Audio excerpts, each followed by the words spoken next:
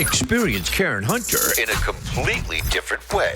Karen Hunter is awesome. The podcast. If you like me on SiriusXM Urban View Channel 126, you're going to love me. And Karen Hunter is awesome. Hey, this is Karen Hunter, host of The Karen Hunter Show on SiriusXM's Urban View. Karen Hunter is Awesome is an actual podcast to bring heat and energy and knowledge and power. A 1-2 punch that I don't think you get anyplace else. Tell the truth. Check out the podcast. Wherever you get your podcast, you will not be disappointed. Ironically, I didn't know that I was going to actually see Sinners. And just for those who haven't seen it, I'm going to do my best not to spoil. I'm going to be really mindful. This is not going to be a conversation about the details of the movie as much as it is going to be about power and purpose. This is the conversation today for 3 hours. First hour, I'm going to really lay out the groundwork of what Ryan Coogler has done. And I think what Ryan Coogler has done in Hollywood is a blueprint for what we can do in every facet of life. So we're going to have that conversation when they get Dr. Black's mic up. In the meantime, I'm not going to give out the number the first hour because I just really want to sit with this film that I did not expect to go see this weekend. I was going to wait until my birthday. I was going to go on my birthday, but I was like, nah. got me a few seats at a 10 o'clock showing on a Saturday, and we, didn't do In Class with Car on Saturday. So I was like, let me go on Saturday since I got my morning free and go to a 10 a.m. showing. And I didn't expect what I got. So let me just say, I was like, vampires, I'm into them. I'm an Anne Rice fan. I'm a Tanana Reeve dude. My Soul to Keep, The Living Blood. That's my jam. Queen of the Dam with Anne Rice and all of the things. And last year, I'm into the vampire stuff. So I can do Vampire Diaries if we want to go silly.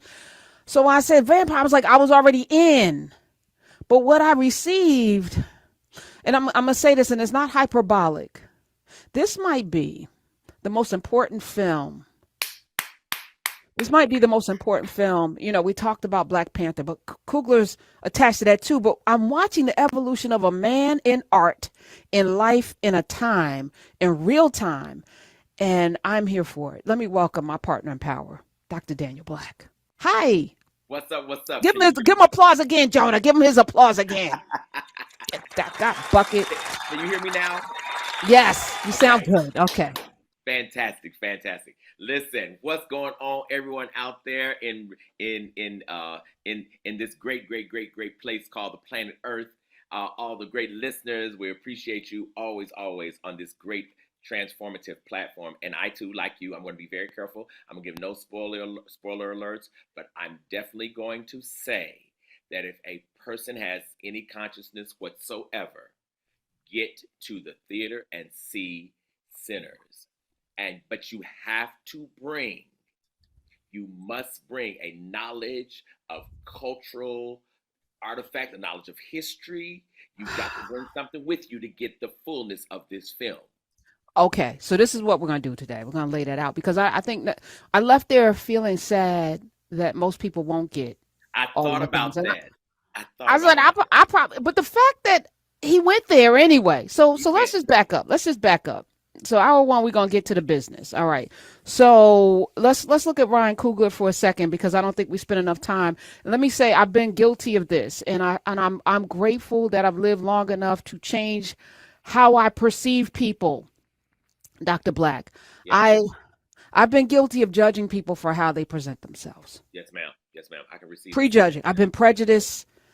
And, I'm looking, if you open your mouth and you sound a certain kind of way, I'm going to, you might not be worthy of my time. This is not recent. Right. Like I have completely, and being on the radio every day, talking to people from many different walks of life, it has trained my ear to sift through an accent or a split infinitive. I'm going to split infinitives. I'm going to subject verb non-agree on these airways. I dare you to challenge. So, and since we've been having these discussions, and I'm going to say the last 5 years with Dr. Carr, the whole notion of ebonics and how we communicate, words are the most primitive way that we can convey our hearts and our minds. Sure. Words, especially words that have been stuffed into our psyche. That's this right. English, this car crash of a language, it's not the most evolved way to communicate. It just really isn't. Right. So if you listen to Ryan Coogler, you could say like, how did this happen? You know, because he's gonna slur through some words. He gonna talk. He gonna be Oakland. Okay. Absolutely. His mother's a community organizer to this day. His mother, Jocelyn. His dad, Ira Coogler, is a juvenile hall probation counselor. Ryan actually worked in the same facility in the San Francisco juvenile hall with his dad. He worked since he was 21 years old. So it was something he did even through college, after college. So you have to first ground a person in where they come from. Right. Mother's a community organizer, which means she's out in the streets with the people. Right. And his dad is dealing with the most maybe pained in our community, young people who are in juvenile hall, who are going through a juvenile system, coming with a trauma that you can't even imagine. But his dad this is his life's career. Yes. This is devotion. Yes. And then Ryan was going to follow in the footsteps, you know? Yes. Mastered in math and science. He was a math and science whiz in school. Ends up going to college on a football scholarship, but it could have been an academic scholarship. But he was a stellar athlete, which also tells me that there is again, we put people in boxes because that makes us feel good about ourselves. It is how we treat people is a reflection of how we really see ourselves. And if you can put somebody in a box, that means you do not your grasp of the largeness of life is very small. Absolutely. If you can meet a person and they are relegated to some place away from you so that you can feel a little bit better, you're really, really small, right? Absolutely. We put people in boxes because we live in boxes. And we want to be in our box. So we want to drag people into the boxes with us, I guess. Absolutely. And it absolutely keeps us from having to believe that the person can ever be anything else. We can deal with them that way for the rest of our lives, we believe. That's what a box is for. It's like the same way we box everything, including God. You know, the God the same yesterday, the same tomorrow. I think that's the biggest I think that's the biggest lie ever told. I think God loves nothing more than growing. So this is the other thing that this film did for me. And as an athlete, can I say very just 10 yes, seconds? No, go, come on. It makes sense that he's an athlete because that means he would know the politics of the body. And someone who knows the politics of the body, plus someone who comes from a father who knows and who has lived a lifetime studying the structures of systems. When you put those two together, you get genius. And playing on a team, understanding that everybody has its role. You can't, football in particular.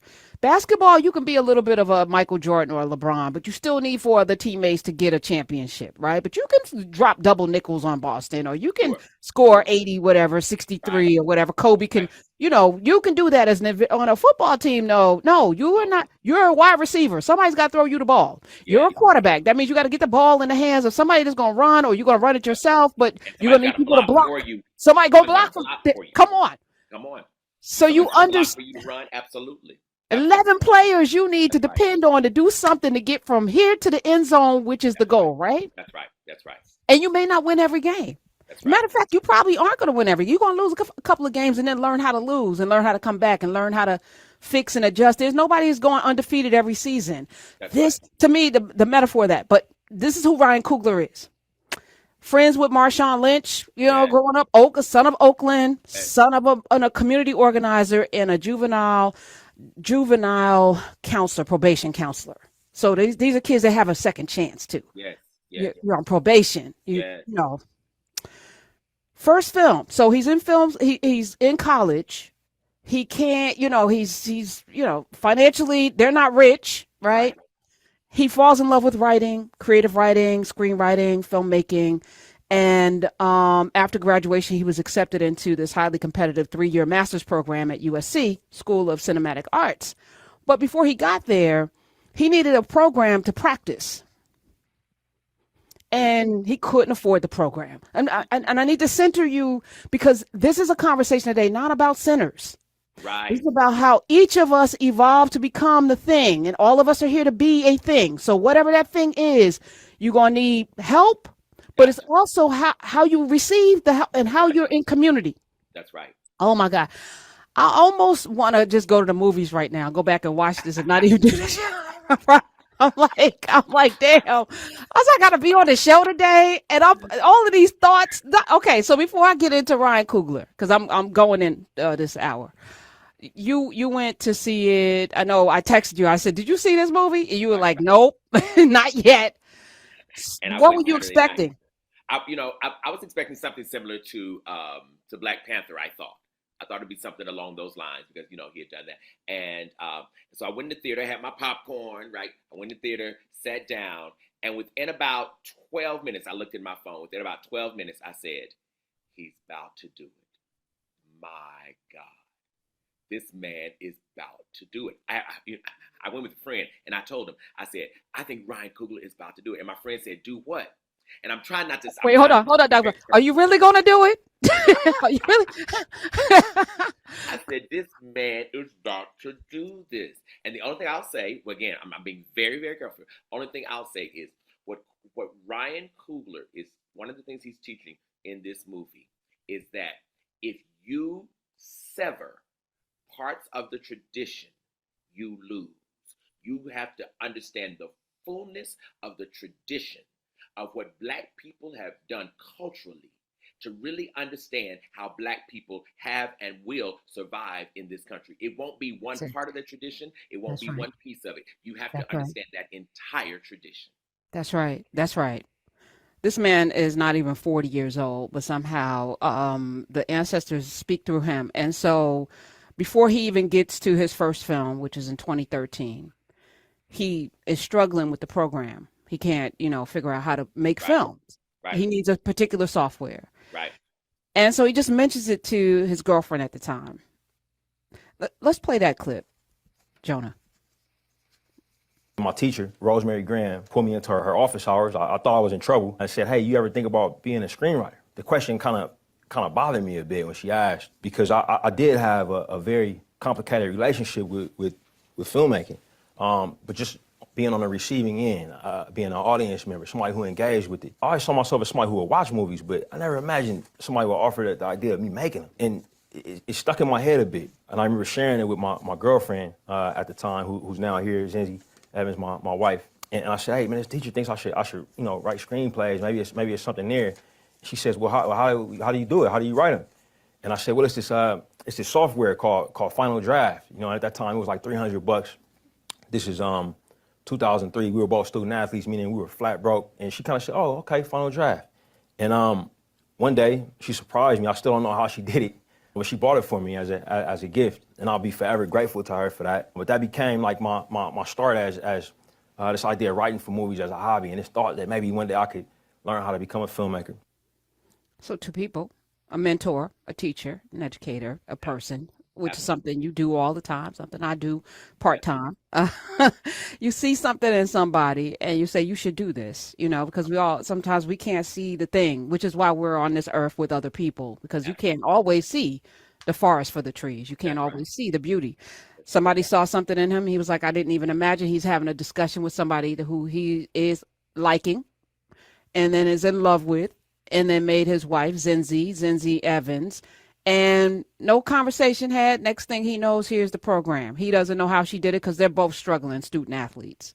But she Hmm. found a way to give this man what he needed. And everybody's like, yeah, well, that's the kind of woman. But obviously, there's an exchange here. And Right. I see how Ryan Coogler loves his mother and his wife Yes. through the way in which he depicts women in every single film that I have seen thus far. Absolutely. Right down to Creed's mama, Felicia Absolutely. Rashad and Creed. Every woman that this Absolutely. man puts his directorial vision on Yes. is sensual, beautiful, smart, has depth and complicate. I mean, just fullness. He loves this. He loves his mama and he loves that woman. And this is clear in this movie also. Come on. We're not going to get all deep up in the movie details, Dr. Black. But I I'm just, I not just getting want too to, detailed, but it's true. It's true. It's absolutely true, and it's important. It's really critical, and it's critically important because part of what I think in all his movies, Ryan Coogler is saying is the salvation of Black people is really in the ways in which Black men absolutely stop your role. Stop your role. And if you have to pause and close your eyes, get clear about the salvific nature of Black women to Black people. To miss that is to absolutely agree upon a death sentence for Black people. It's going to take Black men and Black women together, and not Black men leading Black women. No. Black men getting clear. See, Black women seem to stay clear about the necessity of Black men. That's what's deep to me. It's Black men who seem to keep forgetting. Why do you think that is? I feel that way, and this is, I tend to walk a tightrope on these airwaves because I understand the fragile nature of people's psyche and spirits. I'm very clear. Yes. I'm very clear, and you're absolutely right. And I don't want to do this alone. And I'm never going to do it diminished. Yes. I'm going to be so you're either going to accept my full humanity or you won't be in community with me. I'm very clear about that. But it is so sad, Dr. Black, when I look out and I see, and I walked out of the theater saying, we're so close. It made me want to cry. We are so close. If we could just figure this piece out, what you just said. It's that piece right there. And I think it's because of this one thing. Black men forgot that we have a womb too. See, we think only women birth things. We think only women serve things. We think only women give life. We've got to understand that as Black men, if you're not also in the process of giving life, you will, after a minute, begin to think that you're the person who is supposed to always be served. And when one has the mental capacity to believe that they should always receive, they forget who gave it. Women are trained to give. Women, Black women particularly, are reared as people who serve. And servants never forget. In a recent interview, Ryan Coogler said this of women filmmakers. He said, I feel like women are better filmmakers than men. I mean, it's true, bro. In film school, life, whatever, they're equipped to do this job in many ways better than us. They're infinitely more complex than we are, stronger and sharper. So, we're going to get better movies if we have more female filmmakers. The industry would improve. That's the best thing I can say about that. They've got to be given the opportunity. And I think in many ways, again, you're going to use the tools that you have available. Right. But it's very evident in how he does his craft and the opportunities that he provides for people. And, this week there will be no, there's some criticisms that I'm seeing here and there, but we're not doing none of that today. Centers is something I think if you come from people, you should go see it. I'm gonna say it like that. But particularly if you have any African roots, African heritage, or African ties, the power of this also, Dr. Black, is that it sets the course correct. So we've been told that, the blues is devil music. Right. We've been told that our music is devil music. It causes people to sin. Our music is the pathway to destruction. That's right. We've been told that we are the lowest of the low. We are we are the bad. We are Ham. We are Ham, the children of Ham. We've been told this. We have. It's the opposite. That's right. But I don't want to flip it because that's the other thing that Ryan did. We're not holding up. I don't want to live in a world where I feel that other groups are less than I am. Right. And I don't think that's the message. And I think the other thing is when we thrive and succeed, and we've seen this statistically, everybody does. We're that rising. We're the ship that lifts all. The tide lifts on our. We are the rising tide. Absolutely. Okay. Absolutely. All right. So Ryan Coogler does Fruitvale Station. That's his very first film, 2013, very first film. It chronicles the 24 hours of Oscar Grant. I don't know why he picked this film. 22-year-old who was killed by the police on that BART, the Bay Area Rapid Transit in Oakland. It was very controversial. One of the first of, a domino of police shootings in this country, of black men, unarmed. January 1st, 2009, he told the story. Michael B. Jordan was the star. $900,000 budget. It grossed more than $17 million. Okay, so he gets to do another one. And there, again, there's a story arc, because for all the people, why don't they give blah, blah, blah? Numbers matter, which is why go listen to the damn podcast. Karen Hunter is awesome, because numbers matter. It's the only way that we get leverage to go and tell people. Absolutely. Numbers matter. Absolutely. Target. Ask Target if numbers matter. Okay. Target knows. So they go both ways, right? So we have to be intentional, even if you just clicking on it. I remember my very first book, Dr. Black, that I published, and I was there all day clicking on it, because I was told that the algorithms, this is before that we understood algorithms, would shoot the book up on the list, and it did. Just me, I spent all day just clicking on that book, just me, and I'm telling a couple other friends, click on that damn book. You ain't got to buy it, just click on it, right? And it worked. It absolutely worked. But it opens the doors. These things don't happen in magic. And if we're being honest about the system, even though the system is designed a certain kind of way, the numbers don't lie. At some point, you can't deny. So, all right, we gave this brother an opportunity. 900,000. Here's nearly $1 million. You came back with 17 million. All right, next film, Creed, huge film. Sylvester Stallone. Yes. And what he did with Creed was really nasty. Dr. Black, I don't know. Did you see Creed? I did. Okay. It kind of snatched the Rocky myth. It did. and put Apollo Creed in his rightful place. Yeah. And his legacy through his son. Absolutely. Absolutely it did. Grossed 173 million worldwide. Mm-hmm. So he's a bona fide hit now. Director. Director, co-writer, wrote Fruitvale Station, directed that, and then comes Black Panther, 2018. Ruthie Carter, creating a world. I remember sitting in the theater and that opening scene and going into Wakanda with the animals, and I got chills. I'm like, where am I? To create a world that doesn't exist, and then the scene where they're around the water watching T'Challa fight and Baka and all of the different tribes with the different, garb, and I'm sitting there like, and these are real, and they did their research, and I'm sitting there like, as a Black person, I've never seen this before anywhere. And we all felt it, because most of us went to see it 2-3 times. Right. But that wasn't this. It was not.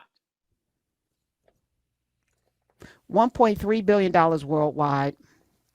Of course, Chadwick Boseman, Killmonger, Michael B. Jordan, Creed, 2015. 1.3 billion worldwide. Black movies don't sell overseas. Oh. Right. Okay. Watch this. Watch this. But again, they keep telling us lies, right? Dr. Black, they keep telling us lies. And then if you tell a lie for 400 years, who's around to remind the people that it's a lie? And then a few that get through, they kill them. It's a lie. Let's get rid of this one. Now, what happens when we all know it's a lie? Okay. Highest grossing film ever by a Black director. 9th highest grossing film of all time, Black Panther. Okay. Black Panther, Wakanda, Chadwick Boseman's not here. And Ryan Coogler had a plan with Michael B. Jordan and Chadwick Boseman that he could not now execute, because Chadwick's 1/3 right. gone, right? So he had to pivot with Black Panther, Wakanda Forever. He had to figure something out. Right. And he did. It still grossed almost 900 million worldwide, honored Chadwick's legacy in that, introduced the new people, some indigenous people, created some friction there, telling a different kind of story. Under the Sea. Absolutely. With this one, opening day is number one. Opening weekend, Easter weekend, $45 million. $45 million, $90 million budget. $90 million budget. 60 plus million, I think, worldwide already. That's right. 63 million. It's almost. But the news stories are very negative, even though it's like 100% on the rotten. Like, nobody critically, but the headlines are saying, "Oh, the Coogler deal. This is problematic. It may be the end of Hollywood." Have you seen these stories, Dr. I have seen those stories. Yes. I'm gonna play a clip from one of just so people can understand. With all of the hype around this film, there's this undertow of fear that this this might be the blueprint that frees black people, and so we got to stop this. And why didn't they know? They didn't know, and I'm glad they didn't know. This is the first film that Ryan Coogler produced. He produced, he wrote it, he directed it. Okay, he came out the gate with a point from the door. He's like, I'm not waiting for my money. You're gonna pay me up front. He shot this film because it was original. He and Michael B. Jordan. And they made a deal that I have to have ownership at some point, which never happens. And if you're going to get this film, I have to have complete final say, which is important. Those of you who are in publishing, as you and I are, you know that the publisher can come and say, I don't like this. Can you change that? Can you make this? So I'm the person. No, give me back my stuff. Not changing nothing, not doing anything. Matter of fact, here's your check back. I'm that person. Not a lot of people can or will do that, but you know, they want to put their 2 cents in, because it's almost like if I didn't piss here, then I'm not here. It's like I got to put a flag on everything. This is the mind frame of people that don't birth anything. Absolutely. Because we think so I'm gonna play. Go ahead, please. Go ahead. No. Say what you gotta say, Dr. Black. I'm gonna be quiet after this. No. I think this is so absolutely fundamentally important, because far too often we have been told in America that the applause of white supremacy is black achievement. That's the ultimate goal, is the applause of white achievement over what you're doing, not the ownership of what you're doing, even if they don't like it. No, it's the applause of white supremacy that we're trying to get, the prizes and the money and all of this. What I love about Ryan Coogler is clearly he figured out that the applause of white supremacy, creates no sound. What are you saying? That is so brilliant. Okay, so let me play this clip from somebody that broke down the business of why Sinners is a problem for Hollywood, but a blueprint for us. Play it, Jonah. Absolutely, let's break down Ryan Coogler's deal on Sinners, and you will see why some studio executives are saying, this is the end of Hollywood. Just FYI, this was originally covered in Vulture, but this AV Club article doesn't have a paywall, and it's kind of paraphrasing the other one. So, the deal that Ryan Coogler struck when he sold the Sinners package, it is being called unorthodox. Some anonymous Hollywood types were willing to call it very dangerous, and that it could be the end of the studio system. So they set the scene here. Coogler was fresh off 2 franchises, Creed and 2 Black Panther films, when he decided to shop around this Michael B. Jordan project. And I remember when this happened, it was like very mysterious package. But that package came with basically a list of requirements, like we will only sell you this movie if blank. The article notes that some of these were very big asks, but not outside the realm of possibility for a guy currently writing a series of major box office wins. The first thing he asked for was final cut of the film. This is something that directors often try to get. It's hard to get in the studio system, and the higher the budget, the harder it is to get. This film was made for $90 million. He also asked for first dollar gross. This means that Coogler starts getting a portion of the film's profits from the moment it opens,